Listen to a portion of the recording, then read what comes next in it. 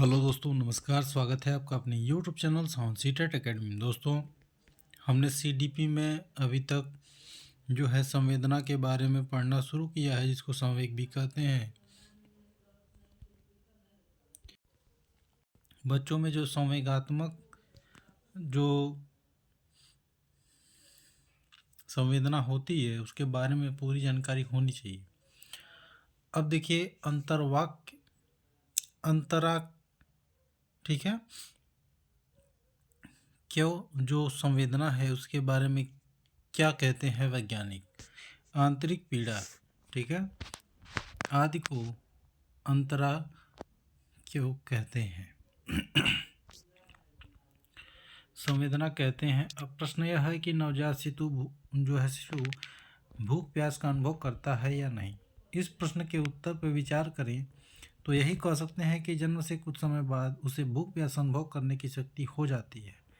कुसमाल का प्रेयर, ठीक है, प्रभृत विद्वानों का कहना है कि बच्चों को जब भूख या प्यास लगती है तो अपने मस्तक को इधर उधर से करता है या रोता है अथवा चूसने की प्रतिक्रिया करता है। यह सभी प्रतिक्रियाएं उसकी बेचैनी को प्रकट करती हैं। हाँ, तब इतना अवश्य है कि संवेदना का अनुभव करने के समय व्यक्तित्व में भिन्नता होती है। कुछ बच्चे 4-5 घंटे ही भूख प्यास का अनुभव करते हैं और कुछ कई घंटे के बाद अनुभव करते हैं।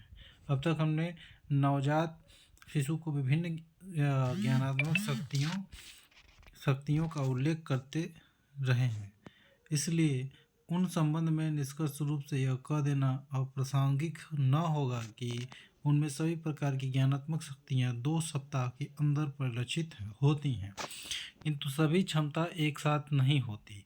इसके अतिरिक्त वे शक्तियाँ उसी समय पूर्ण विकसित भी नहीं रहती हैं, बल्कि उसका विकास काल क्रमेण अनुभव, एक्सपीरियंस और अवस्था वृद्धि के साथ होती है। इसका उल्लेख आगे चलकर किया जाएगा। ठीक है दोस्तों,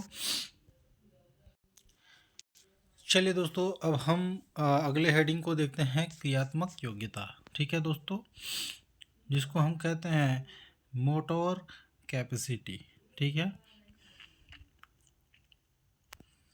ये तो नवजात शिशु में कई प्रकार की क्रियात्मक योग्यताएं विद्यमान रहती हैं, किंतु पहले हम उनकी सहज क्रियाओं, ठीक है, रिफ्लेक्शन के संक्षिप्त वर्णन करेंगे। बाद में उनकी अन्य शक्तियों का, ठीक है, अन्य शक्तियों का उल्लेख किया जाएगा।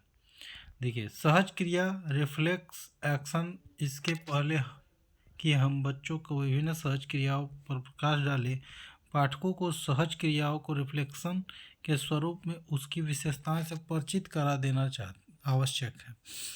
यदि किसी व्याख्या परिभाषा द्वारा करें, ठीक है, यदि इसकी व्याख्या परिभाषा द्वारा करें तो हम थोड़े शब्दों में यही कह सकते हैं, किसी उत्तेजना से उत्तेजित होने पर उसके प्रतिकार के लिए जो तत्कालिक, ठीक है, स्वाभाविक अथवा पेशिक, ठीक है, प्रतिक्रिया होती है उसे सहज क्रिया कहते हैं।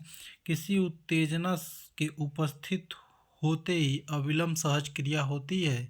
इसे हम अपने जीवन के अनुभव से नहीं सीखते हैं,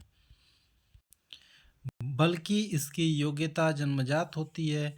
पलक गिराना, आंसू गिराना, खांसना आदि सहज क्रियाएं कहलाती हैं। कुछ सहज क्रियाएं बाहरी उत्तेजना के कारण होता है और कुछ में बाहरी उत्तेजना काम नहीं करती है, बल्कि आंतरिक उत्तेजना काम करती है। पलक गिराने, छींकने, पैर झटकाने आदि की क्रियाएं बाहरी उत्तेजना के कारण होती है, किंतु खांसने की सहज क्रिया आंतरिक उत्तेजना के कारण होती है। यह क्रिया बहुत ही सरल स्वरूप की होती है, जिस पर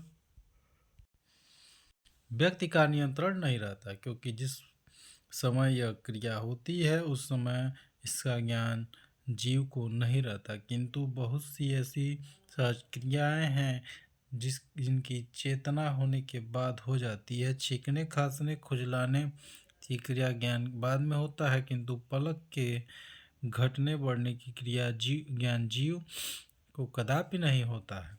बहुत सी सहज क्रियाएं जीवन भर बनी रहती हैं, किंतु ऐसी क्रियाएं जो शैशवकाल में ही विलीन हो जाती हैं, इसमें एक प्रकार का एक रूपता रहती है, क्योंकि इसके होने के ढंग सदा जो है वो सदा एक ही रहता है। इसके इसमें कहीं किसी प्रकार की तब्दीली नहीं होती है। कहने का अभिप्राय यह है कि किसी उत्तेजना विशेष से एक ही प्रतिक्रिया विशेष होती है, दूसरी नहीं। पैर पर किसी कीड़ा के चढ़ने पर पैर झटकारने से ही सहज क्रिया होती है, अन्य प्रकार की नहीं। इसके तत्कालिक भी अपना एक खास विशेषता है, क्योंकि ज्यों कोई उत्तेजना उपस्थित होती है त्यों ही उसके अनुरूप बिना किसी विलंब के कोई सहज क्रिया होती है। ज्यों कोई अपना हाथ किसी के आँखों के सामने जल्दी से करता है त्यों पलक गिरने की सहज क्रिया भी होती है, पर यह बहुत देर तक चलती नहीं है बल्कि शीघ्र समाप्त हो जाती है। जैसे ही आप हाथ आगे फेरते हैं किसी के चेहरे पर तो क्या होता है, तुरंत पलक झपक जाता है। या धूल ही अगर आप डालते हैं, फेंकते हैं, धूल अगर चेहरे पे आता है कहीं से, बाइक चला रहे हों, या आप ध्यान दिए होंगे कभी कोई अगर हवा से कचरा भी कोई आता है तो हमारी पलक बंद हो जाते हैं, जो आपके आँख को सेफ रखता है।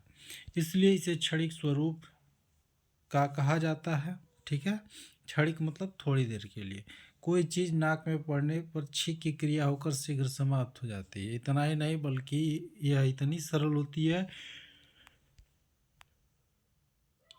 इसमें किसी भी प्रकार की जटिलता का नाम नहीं रहता है। इस संबंध में पहले ही हम ये व्यक्त कर चुके हैं कि एक उत्तेजना एक ही स्वरों की सहज क्रिया कैसे होती है। यह भी उल्लेखनीय है कि इसके लिए शरीर कोई अंग विशेष ही आवश्यक होता है, सारा शरीर नहीं। हम पहले ही देख चुके हैं कि छींकने की क्रिया या पलक गिराने की क्रिया नाक आँख से होती है, अन्य अंगों से नहीं। इसलिए मनोवैज्ञानिक ने इसे स्थानीय लोकल कहा है। अंत में इस संबंध में यह कहकर इसकी व्याख्या समाप्त करेंगे कि यह अर्जित तथा अनियंत्रित है, क्योंकि इसकी योग्यता हमें जन्मजात होती है, इसे अनुभव से सीखा नहीं जाता। जब बच्चा उत्पन्न होता है तो उसे कुछ ही देर बाद कई प्रकार की सहज क्रियाएं करने लगता है। इसे अनियंत्रित इसलिए कहा जाता है, इसे कोई रोक नहीं सकता क्योंकि यह विचार विहीन होती है। सहज क्रिया को ही हम रोकने में समर्थ नहीं होते। ठीक है, चलिए दोस्तों, मैंने आज का लेक्चर जो है हम समाप्त करेंगे। और दोस्तों, अगर आपको ये वीडियो पसंद आता है तो हमारे चैनल को लाइक शेयर सब्सक्राइब जरूर करिए, दोस्तों में शेयर करिए। दोस्तों, हम बहुत मेहनत करते हैं क्योंकि आप लोगों को लेक्चर मिलता रहे। मैं छोटा लेक्चर इसलिए बनाता हूँ कि दोस्तों आप लोग पूरा लेक्चर देखते नहीं हैं। तो दोस्तों देखिए, पढ़ाई बोरिंग तो होती है मगर आप पढ़ेंगे तभी कुछ कर पाएंगे। दोस्तों लेक्चर सुनिए और आपको जो है आगे ज्ञान होता रहेगा। और मैं जल्द से जल्द जो है मैं सोचता हूँ अगर आप लोग पूरा वीडियो देखें तो मैं आप लोगों के लिए बड़ा बड़ा जो है लेक्चर लेके आऊँगा। चलिए मिलते हैं अगले वीडियो में, तब तक के लिए जय हिंद दोस्तों।